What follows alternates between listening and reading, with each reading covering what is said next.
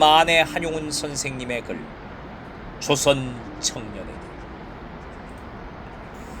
새해를 맞이하면서 조선 청년에게 몇 마디 말을 붙이게 되는 것도 한때의 기회라면 기회다. 그러는 말을 많이 하려고 생각할 때에는 할 말이 하도 많아서 이루다 할 수가 없을 것 같더니 글을 쓰려고 붓을 들고 보니 다시 말이 없자 한다. 그래서 나의 말은 거칠고 자르다. 여기에서 특별한 의미를 찾으려는 것보다 한 줄기의 정곡으로 알려준다면 좋을 것이다. 그러나 독자 여러분은 거친 말을 다듬어 읽고 짧은 글을 길게 볼 수도 있을 것이다. 지금의 우리들은 이심전심이 상승이 되는 까닭이다. 다시 말하면 괴로운 형식으로 표현되는 거친 말과 짧은 글을 독자의 가슴의 깊은 속으로부터 다듬어보고 길게 읽을 수가 있다는 말이다. 이것이 우리들의 고통이 되는 동시에 따라서 흥미가 되는 것이라고 말할는지도 모르는 것이다. 현대의 조선 청년을 가리켜 부르나라고 말하는 사람이 있다면 그것은 누구냐?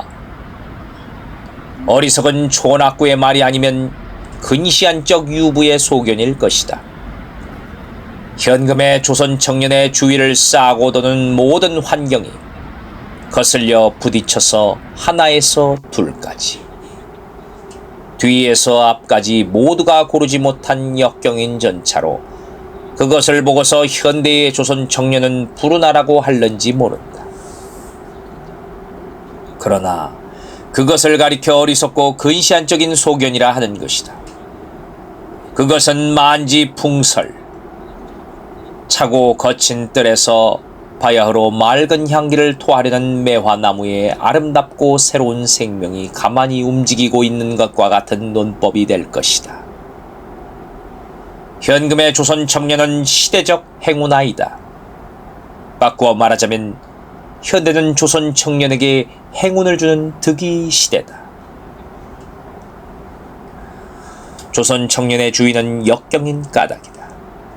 역경을 깨치고 아름다운 낙원을 자기의 손으로 건설할 만한 기운에 제외하여였다는 말이다. 불행히 승평한 시대에 나서 하염없이 살지 않고 다행히 유의의 시대에 나서 좋은 일을 제 손으로 많이 할 수 있다는 말이다. 기만은 마구에서 늙는 것을 싫어하고 용사는 집에서 죽는 것을 부끄러워한다.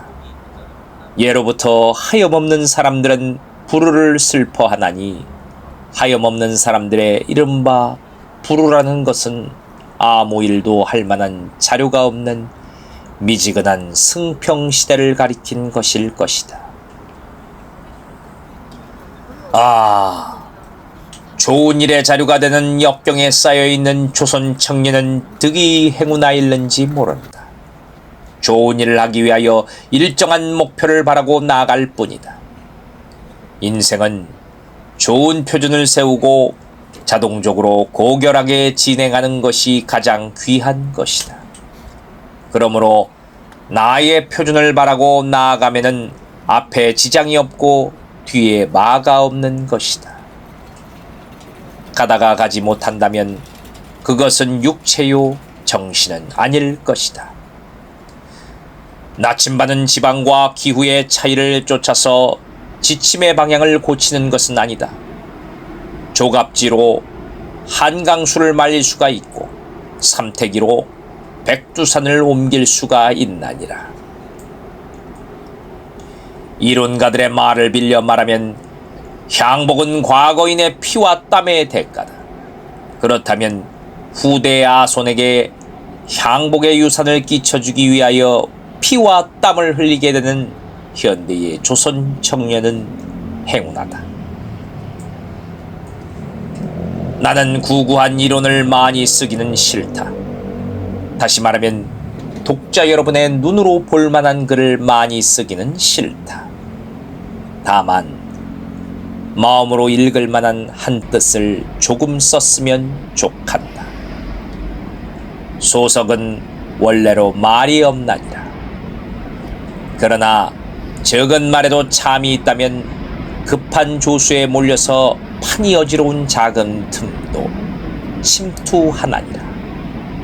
조선 청년은 자해하라.